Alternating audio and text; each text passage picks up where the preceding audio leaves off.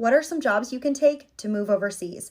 Number one is going to be teaching English. You can do this almost anywhere and you don't even have to know any other languages. Number two is becoming an au pair. Essentially, you're going to be a nanny for someone, and the best part is you get a free place to stay. Number three is becoming a tour guide. Usually you can give tours in the cities that you live in, or you can actually travel around and give tours and become a tour leader as well. If you love writing, travel writers are always needed. Places like CTR Berlin will actually pay you to come live in Berlin and travel around and write for them. If you have freelance skills such as graphic design, SEO, social media, or marketing, you can find jobs on places like Flex Jobs, Upwork, or Fiverr. Lastly is a working holiday visa. This program is awesome. You can live anywhere from 6 months to 2 years in places like Australia and Ireland, and you can do jobs like waitressing, bartending, or a front desk at a hotel. If you want to travel and live abroad, check out this list. This is a list of 100 companies that are remote first companies that you can apply for that are hiring today. I'll put the link in the comment. Tips for moving abroad, part 3. Join expat forums. Typically all bigger cities around the world have an expat group on Facebook, which is really awesome. You join the group, you can see people asking questions. You can even ask questions before you go. How do I find an apartment? What's a good area to live in? And then once you're already there, you're still a part of this group, so people will post, trivia nights, activities, different things going on around town. It helps you make friends, and it also just, gives you that peace of mind. There are other people out here doing the exact same thing that I am.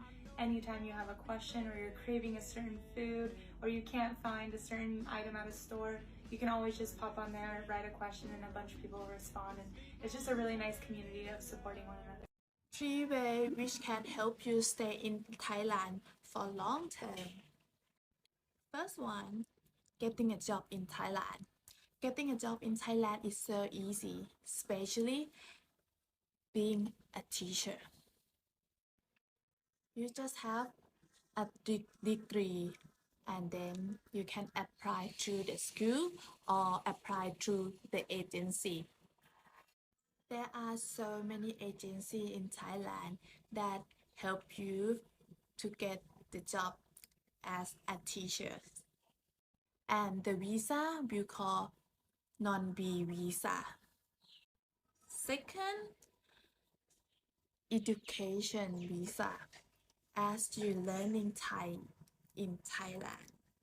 This is also one of the most visa that many foreigners get because they can stay here long term, at least 1 year at a time, that you can get visa as learning Thai. Third, Elite visa. Elite visa will allow you to stay in Thailand 5 years, but you need to pay a lot of money to get this visa. You can use agency to help you. That's the easiest way about doing visa in Thailand. If I would suggest you about the visa, I would suggest you to go through the agency to help you, because in Thailand it has so many rules. Some country it had even harder stuff to get through Thai visa, so it's better for you to go through agency. Try to choose the good agency, which is a lot of people using it, especially on online stuff. Try to look up through the Facebook page, which is the most like advice or review, because some agency might not be good. So let me know if you plan to stay in Thailand for long term. If you do, any visa that you use, or you plan to be a teacher in here, or do you plan to do anything in here, let me know. If you are an American who has been Googling how to move to the UK over the past couple of days, this is for you. I have lived in the UK since September 2017, specifically in Edinburgh, and there is not a day that goes by that I do not see somebody posting on one of the expat forums that I'm in about how can I move to the UK. And over the last 3 days since the Roe v. Wade decision, those questions have increased tenfold. This is definitely going to have to be a multi-part series. There's no way I could fit this all into 3 minutes, but I will do my best. So this is just going to be general information, and then I'll get a little bit more specific in the following posts. The first thing that you need to know is that it is not easy to move to the UK. It is not affordable. It is not quick. It is generally just a very difficult process. The UK is one of the hardest and most expensive places to immigrate to. They don't want you here. You really have to prove and fight to be here and to stay here. I should have my citizenships at some point next year, and by that point I'll have spent at least £10,000 on all things visas and immigrant related. Maybe more, actually, because every year the prices go up. But the main things to know are that if you want to come to the UK, you have to have a viable visa pathway. Basically, that means there needs to be a visa that is applicable to you that will allow you to enter this country. The most popular ones, or the most widely accessible ones, are a student visa, which is available if you already have a bachelor's degree of some sort and you want to come for a graduate school. There is a spousal visa, which is how I came here, and also the fiance visa. Those go hand in hand. The fiance visa is essentially 90-day fiance, and the spousal visa, which is what I have, just skipped the fiance part. We got married and I moved over here as a wife and not as a fiance. There is also a work visa option, but this is incredibly difficult. This is probably the most difficult of the 3 most commonly used visas. Essentially, you have to find a UK company that is seeking out a skill that you have, because you can only hire an American or someone who's foreign to fill a gap. They don't want to take away jobs from British people, so they will only give the job to you if they are struggling to find British people to take those jobs. There is a list, I'll link it.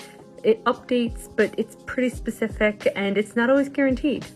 Like I said, I'll talk more about the specifics in the following videos, but if you have any particular questions, let me know in the comments and I will do my very, very best to answer them, because I know a lot of people are talking about this and I just want to give everyone a really realistic Culture Shocks Living Abroad Part 1. I've been living in Europe almost 10 years and I've lived in a variety of countries, but let's start with Switzerland. Switzerland is by far the most beautiful place I've lived in. We lived in the Italian part of Switzerland, so the food was also delicious. Specifically, we lived in Lugano, which is the biggest city in Ticino, which is the Italian-speaking canton.